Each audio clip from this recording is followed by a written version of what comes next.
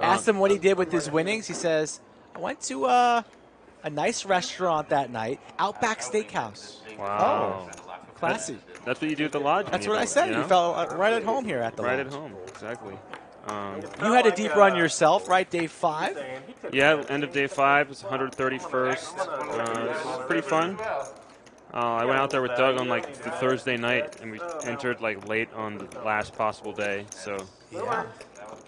it was like a long weekend for me, and some of the people I were playing with had been in it for over a week at that point. Open here from John. 3-bet by JWIN with the pocket nines. John does make the call with the queen jack. In today's episode of Weekly Poker Hand, we have Slicer raising it up under the gun +1 at 5, 10, 25 with King 6 of Hearts, which may be a little bit loose, but is perfectly fine in my mind. When you're playing deep stacked cash games, Ace X suited and King X suited are pretty good hands. He raises it up over round to JWIN, poker coaching coach. He makes it $250 in the hijack with pocket nines out of his $1,800 stack. So he has about 80-ish big blinds to start. Over round to John in the big blind with Queen Jack of Clubs. And normally, Queen Jack of Clubs is a very good hand. But when early position raises and then the hijack re-raises, Queen Jack of Clubs gets way worse. You're going to be dominated a lot of the time. Now, I see in this scenario, Queen Jack of Clubs is actually in pretty good shape, but you can't think like that. That is being results-oriented. We actually discuss not being results-oriented in my book, my newest book. I actually wrote or had my hands in all of those books back there. My newest book, though, is 100 Essential Tips to Master No Limit Hold'em. You must master these concepts if you want to succeed, and understanding you are playing against a range and not just your opponent's exact hand is very, very important. You can get the book in the comment section below. We'll put a link down there. All right, John opts to call. King 6 of Hearts from Slicer realizes I'm not in good shape. He gets out of the way. Let's head to the flop. JWIN having a rough afternoon. You're really enjoying that. Is he now? Is he? Wow, right on cue. No, I'm a fan of JWIN. Big fan. Yeah, I'm just saying you're enjoying the fact he's having a rough evening. Well, you know, you taking- can't run good forever. It's not possible. But how's quads sound? Not bad. Do you find peace in the suffering of others? I do not. That's just cold. I am dead inside. Because I do. All right, anyway. Only if it's Jake. Only if it's The Jake. flop comes 9-9-8. JWIN has 4 nines. 4 is a lot. John checks in the big blind. And after a little while, JWIN decides to go for a small bet. The pot is $630. He goes for 125, which I think is perfectly fine and reasonable.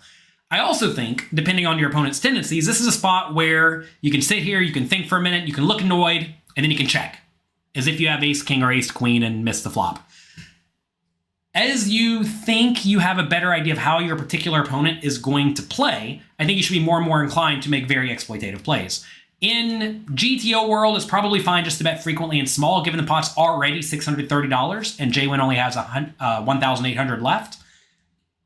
That said, as John is more aggressive, when it goes check-check, I think checking becomes really, really good. It's very nice to protect your checking range, assuming you want to have a checking range, with some hands you just know you're never folding, and 4 of a kind is a pretty good hand that you know you're never folding. So either bet small or check, I think either play is fine. Over to John, getting good odds with a gut shot and 2 overcards. You got to continue, and he does.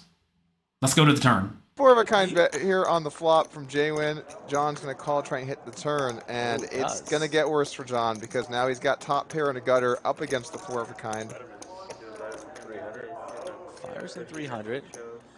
John's a great dude. Takes the lead here on the turn, 1/3 pot. The turn is the Queen of Hearts, which is a pretty cool card because normally John's range is going to contain a lot of draws, and the Queen actually nails a lot of draws very, very hard. However, it's important to realize here that JWIN can have some nines, and JWIN can also have a lot of aces and kings and queens, and ace queen and king queen and queen jack and jack 10, right?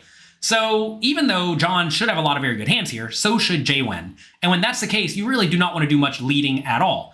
But John does not care. He bets $300 into the $880 pot. And now JWIN has to figure out what to do. Should he call or should he raise? What I want to know is what would you do in this spot? Getting maximum value from your really good hands is vitally important. So how would you play these nines in this scenario? Would you call? Would you raise minimum to 600? Would you make it 1,000? Or would you just rip it all in? Take a second, think about what you would do, and let me know in the comment section down below. John's been in Austin for about 20 plus years. His lodge membership number is very, very low. A good Jew, but up against it right now, quad nines. Yeah, now it's a little weird here in JWIN's shoes. You could argue to go for the raise, you could argue to go for the slow play. If you're ever going to trap, 9 seems like a pretty reasonable hand to do so with. Especially in position on John. Could let John fire again here on the river, but it decides to raise 1K. All options are very viable in this situation, depending on your opponent's strategy. If you think your opponent is going to lead almost entirely with hands that they think are good, that they are not folding, then you might as well raise. You might as well get money in. How much should you make it? However much your opponent will continue against. I think for some players, this is going to be 600, the minimum. For some people, this is going to be all in.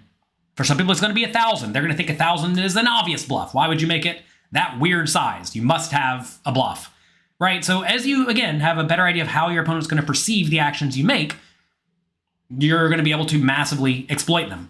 Now, I have to presume in GTO world, we probably actually don't want to raise here at all.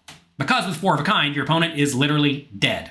And you block a lot of the hands that would logically lead, or assuming you want to have a leading range, you block a lot of the hands that would bet and then never fold, like a 9, right? So in this spot, I think you don't especially want to have 4 of a kind to raise because it's hard for your opponent to have anything. That said, if you can look and tell that John likes his hand, you know he has a straight, or you know he has a full house, or you know he has maybe just a queen that he thinks is good enough, then raise whatever amount makes the most sense. This time, JWIN makes it 1,000. Let's see how John proceeds. No flush draw either, so a little bit more tempting to call, but at the same time, your opponent has called the flop, taking the lead here on the turn. It's pretty likely they have something, so... A queen, right? You're just really targeting the queen or maybe the Jack 10. Rips it. Wow. Ooh. Not going to work. Yes, do you have quads? Calls it, John? He said, do you have quads? Yeah, that's what he just said. No, I think it was JWIN saying I have quads. Oh, okay. That sounded like John. Ooh. Oh, salt in the wound. Wow. It's full, no good. Wow, that is the old lodge run I've ever seen it. Once you bet 300 to get raised to 1,000, when JWIN only has 650 left in a stack, I think it's kind of hard to find bluffs. I mean, in reality, is JWIN just running a bluff here with a random jack or a random 10? I find it kind of hard to believe. I would think you'd probably just call those hands and try to get there on the river, right?